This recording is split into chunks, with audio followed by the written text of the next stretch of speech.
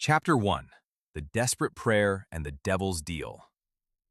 So Chapter 1 opens on a stormy, rainy night. The sky is dark. Lightning is flashing. And in the middle of all this chaos, we see our main character, standing outside in the pouring rain, holding up what looks like a lightning rod or some kind of ritual object toward the sky. And he's praying. But this is not your typical prayer to God. He's not asking for peace or health or happiness. No, no, no. He shouts into the storm, "Oh, great being, please answer my call. Grant me fame and fortune, grant me power, grant me wealth." And then comes the real reason behind all of this desperation. He continues, "So that I can cure my mother's illness, pay off my debts, and live a better life." So right away, in literally the first page, we understand this guy. He's not greedy for greed's sake. He's a young man who is completely crushed under the weight of debt, who has a sick mother he can't afford to treat, and who is so desperate that he's standing in a thunderstorm, screaming at the sky, hoping something supernatural hears him. Now, the manhwa immediately shows us his phone screen, and we can see notifications, loan reminders, debt collectors. His financial situation is genuinely terrible. After his prayer, something happens. He suddenly loses consciousness, or maybe gets struck by lightning, it's not entirely clear, and when he wakes up, everything is different. He's lying on the ground, confused, with a pounding headache. His first thought is, "Ugh, my head hurts so much." And then, "I was just doing a prayer at the construction site. What happened?" He tries to get up, but something feels off. He looks at his hands, and they look different. Younger? Sharper? He shouts, "Hey, is this me?" And then, "Why did my appearance suddenly become like this?"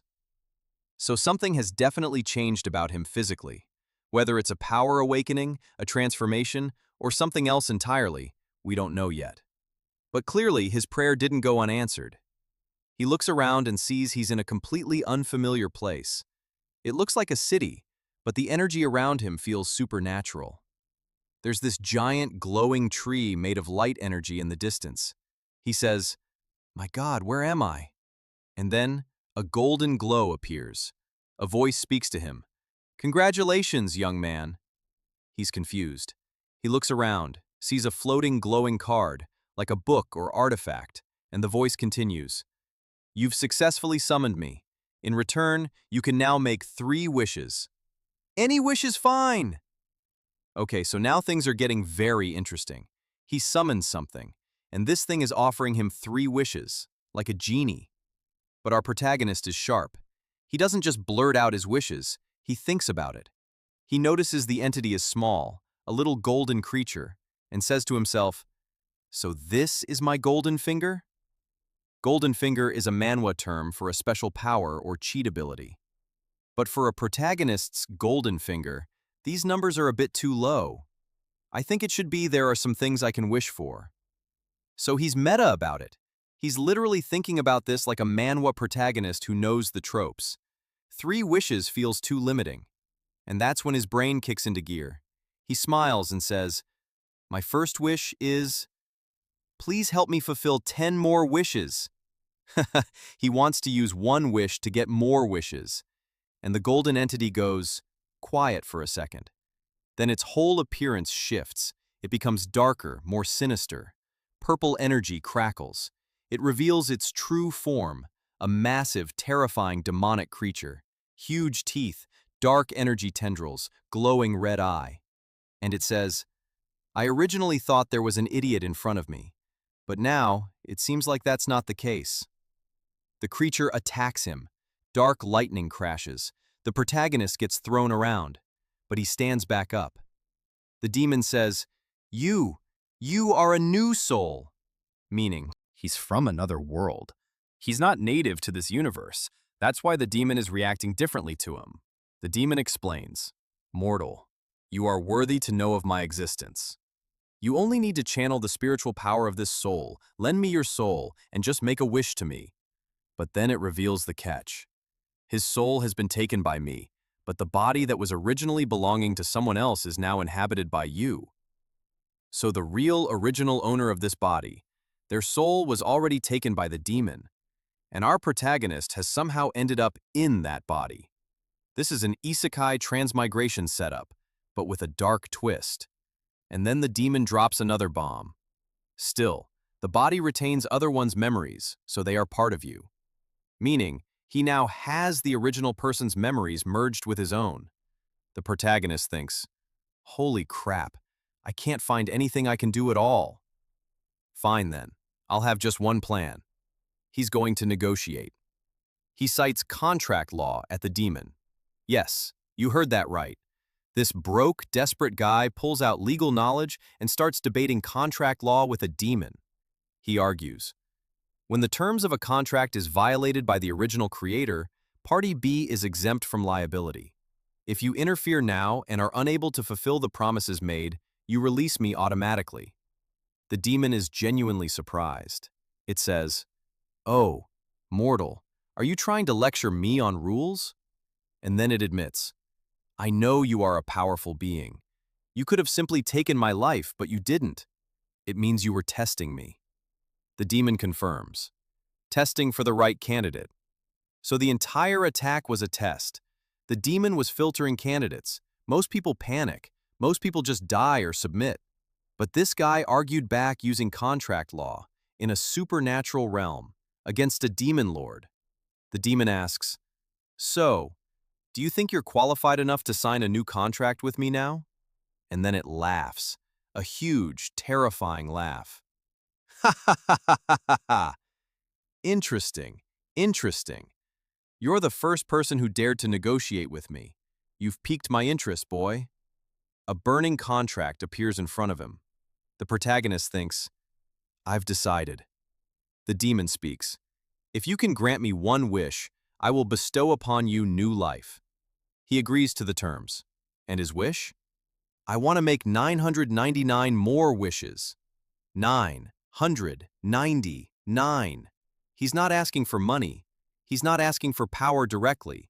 He's asking for the ability to make 999 more wishes, essentially giving himself an almost unlimited wish system. The demon says, "Let me warn you, you don't have much time to think. Clock's ticking. You'll lose consciousness and die in about 1 minute. So then, have you decided?" And the protagonist, with a slight smile, says, "Well, what else can I say? I'll obey you, boss." Contract signed.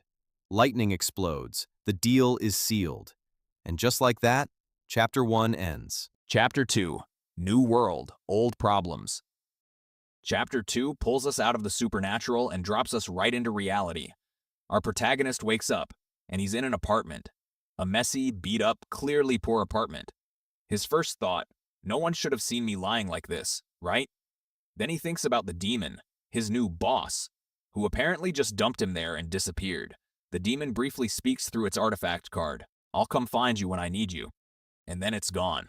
Our guy is standing there in this stranger's apartment thinking, so what am I supposed to do now? Normally, shouldn't I be honored to be an oracle? Forget it, he is my boss after all. Beat. He looks around the apartment and immediately notices this place is in financial ruin, papers everywhere, a loan-demanding document, sealed with blood. A debt enforcement notice. He says to himself, what the hell? A loan-demanding notice? A blood agreement? What exactly is going on with this family? Before he can investigate further, a bang. The door crashes open. 3 men storm in. Big, intimidating, clearly loan sharks. The leader, a blonde-built guy, is furious. Where the hell did you run? You dare to not answer my calls? Are you tired of living? One of his lackeys stops him. Hey, don't beat him to death. It's fine, this kid's an oracle. He's got a shield around him. No one's beating him to death. So the person whose body our protagonist has taken, the original owner, is actually known as an oracle, a superhuman, but apparently still completely broke and in debt. The loan shark leader scoffs and says, sure, you're the last that was supposed to be a programmer and now working as a doing heavy lifting and all just for a bodyguard money? And then he starts talking about the original owner's situation more brutally. Speaking of which, I say that old woman gave her life savings to buy supplements for you, and even took out a loan for you, hoping her son would amount to something. And she made conditions that even then you have still failed to make a difference. Whether that old woman, and he raises his hand, about to say something truly cruel about the mother. But before he can finish, action music kicks in. Our protagonist grabs his hand. Just one hand, no flashy power, just a firm, cold grip. The loan shark is shocked. Then our protagonist says flatly, "You're not even worthy of shining my shoes." Dead silence. Beat.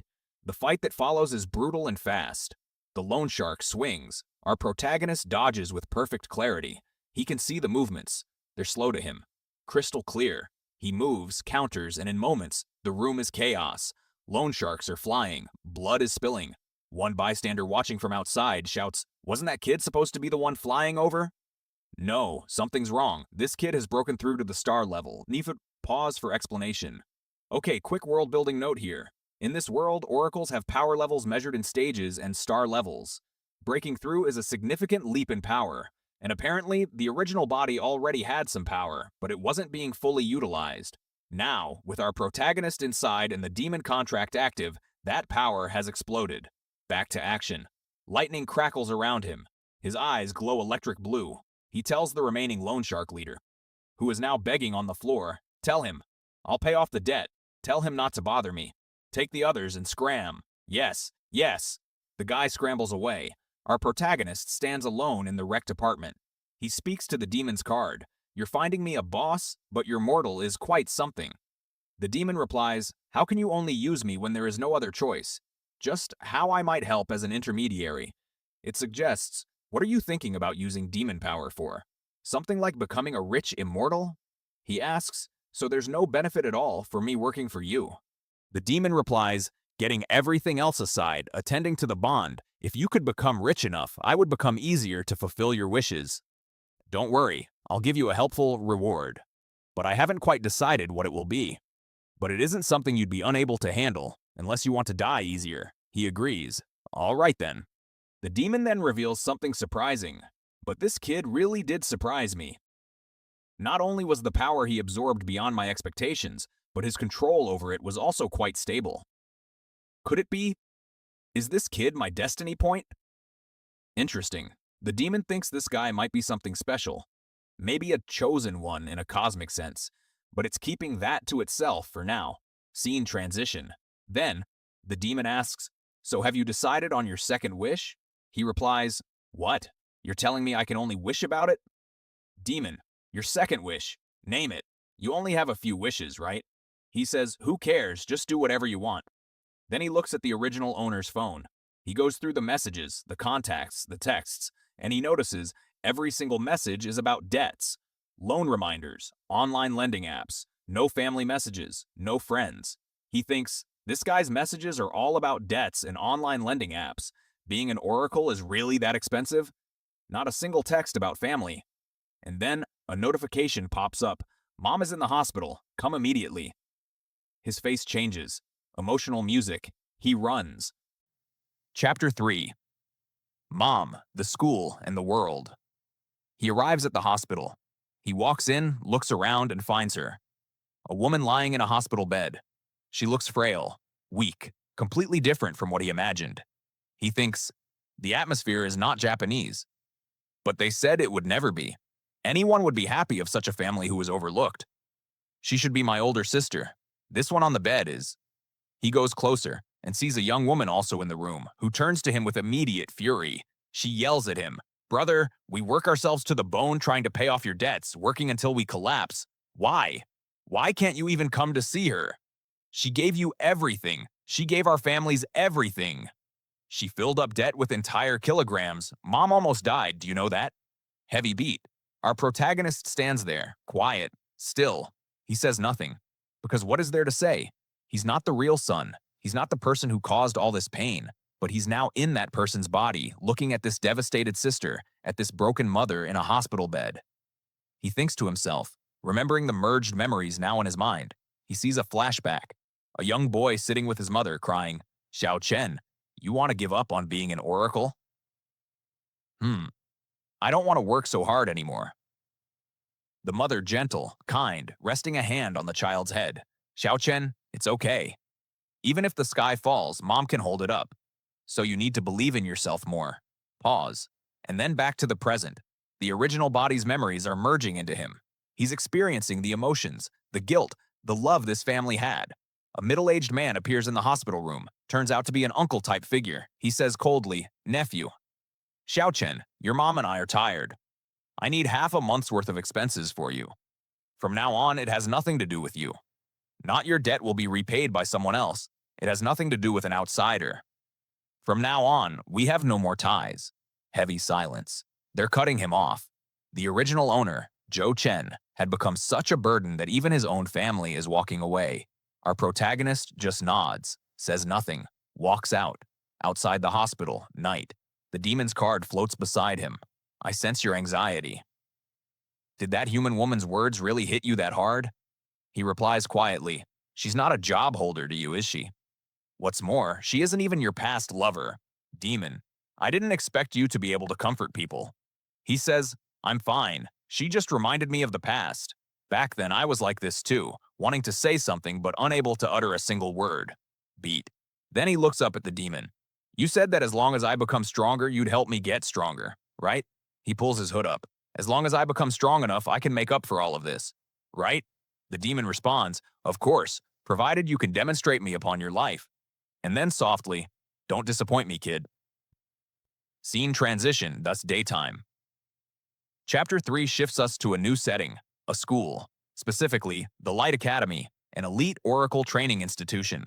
This is the school that the original Zhou Chen apparently attended, but barely survived due to financial struggles and low oracle rankings. The world building kicks in hard here.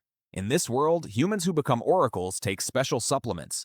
These supplements are incredibly expensive. That's actually the main reason Zhou Chen is in so much debt. His mother spent their entire savings and took out loans just so he could buy the supplements needed to level up.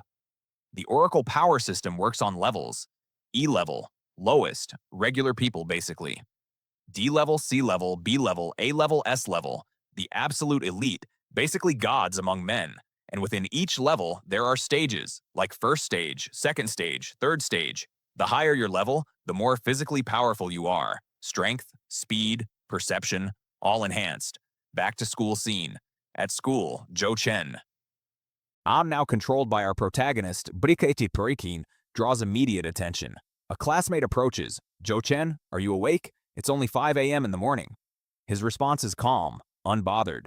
A teacher calls everyone to the playground for a class test. Announcement. 3 months remain until their graduation exam, and an important exchange competition between Oracle Academies is coming up.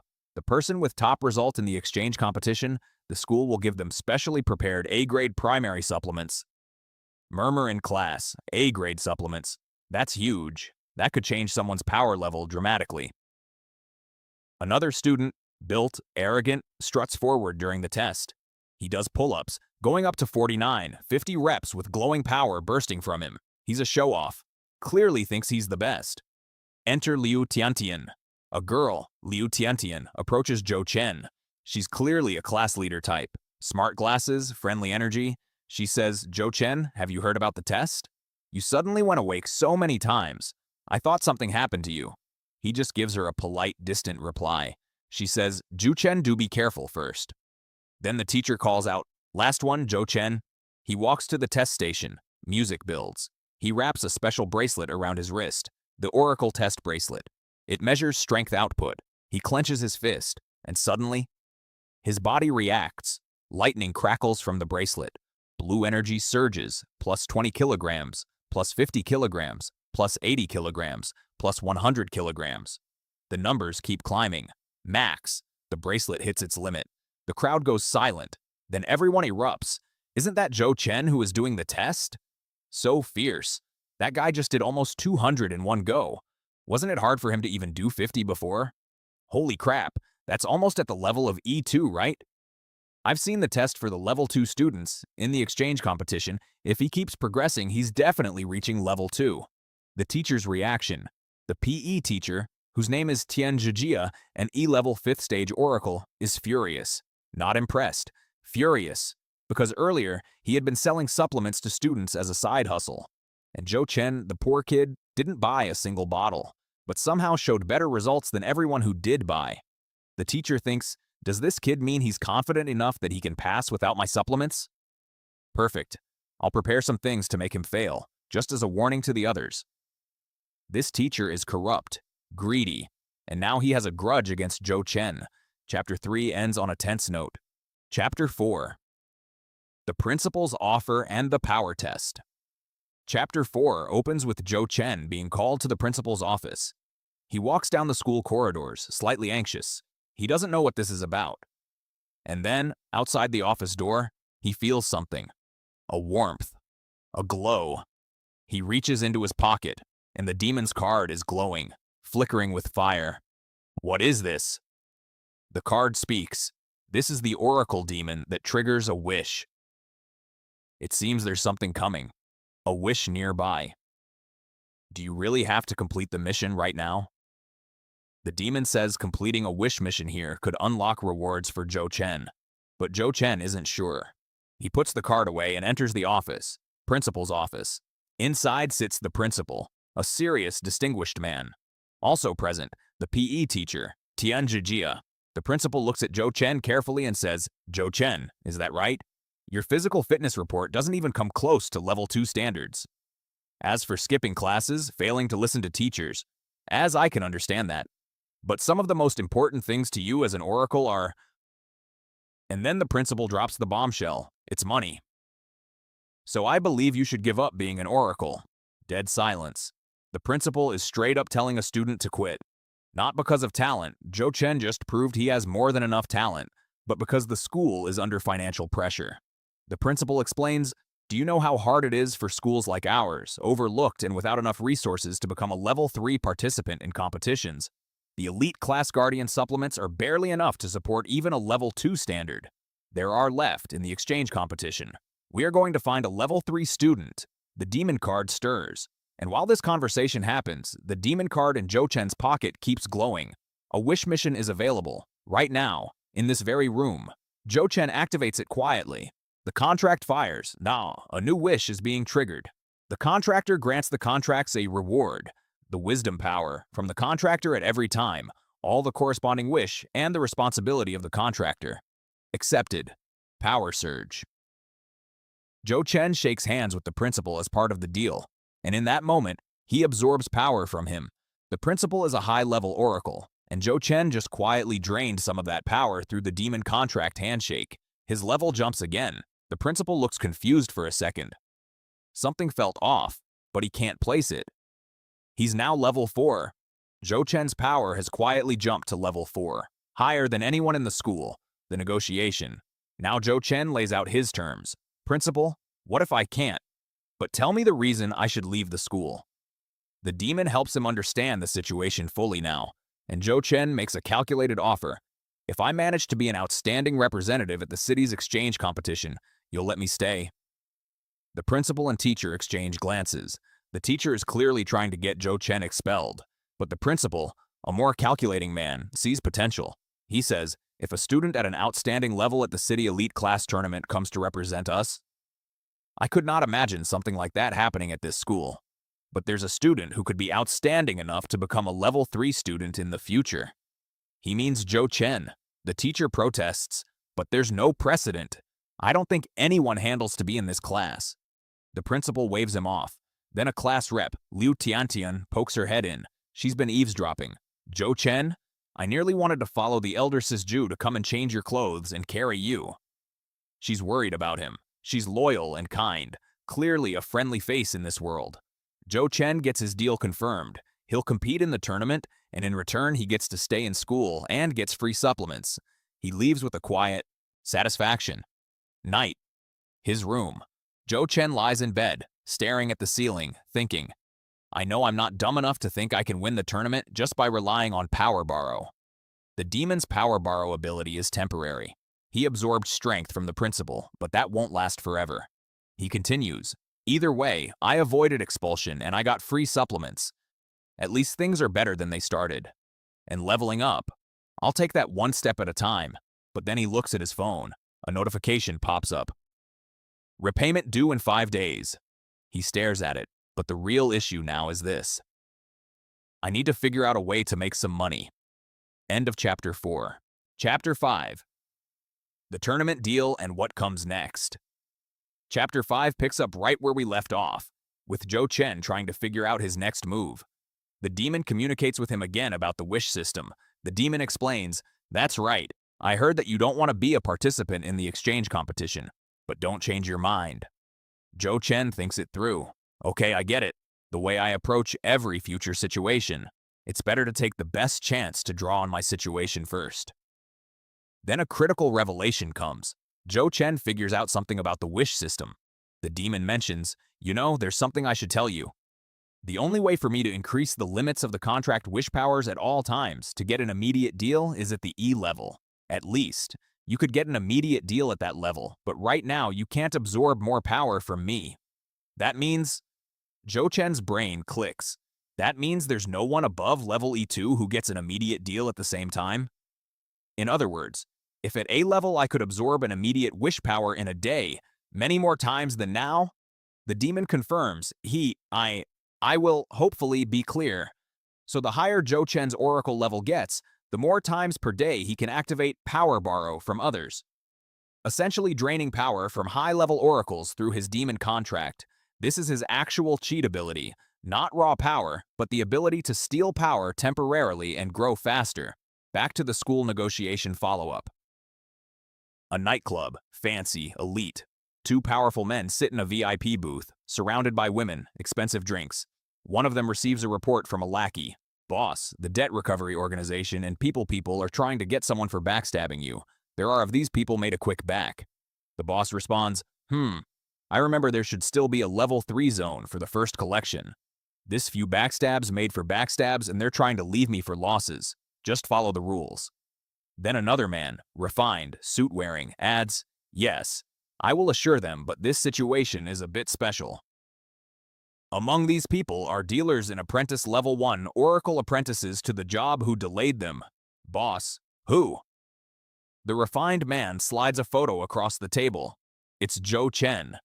How would a level 1 not ranked apprentice oracle defeat a level 1 any amount of time at the same point? The margin of a level 1 at Light Academy in the testing of level 1 goes above 2,000 points belonging to skill alone.